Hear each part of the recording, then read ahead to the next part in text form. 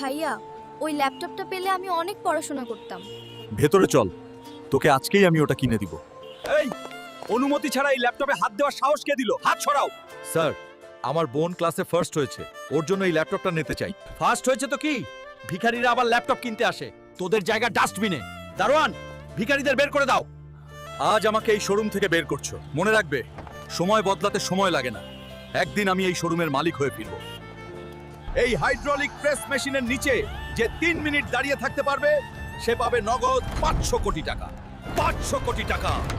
এই টাকা দিয়েই আমি ওই অহংকারী ম্যানেজারের দম্ভ ভাঙবো।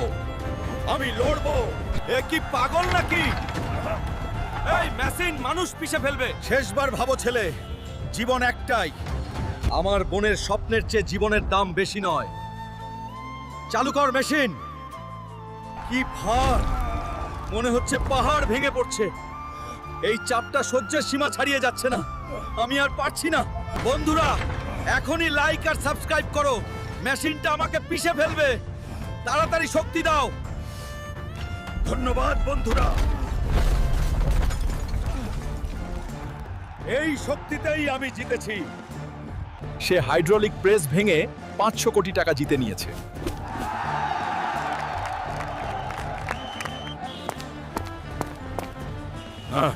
ম্যানেজার, তুই আমাকে ঘাড় ধাক্কা দিয়ে বের করে দিয়েছিলি। আজ আমি ল্যাপটপ কিনতে আসিনি, এই শোরুমটাই কিনতে এসেছি। কাগজে সই করে দে। আজ থেকে আমি এই শোরুমের মালিক, আর তুই আজ থেকে এই শোরুমের ঝাড়ুদার। এই ঝাড়ু দিয়ে ফ্লোরটা ভালো করে পরিষ্কার কর।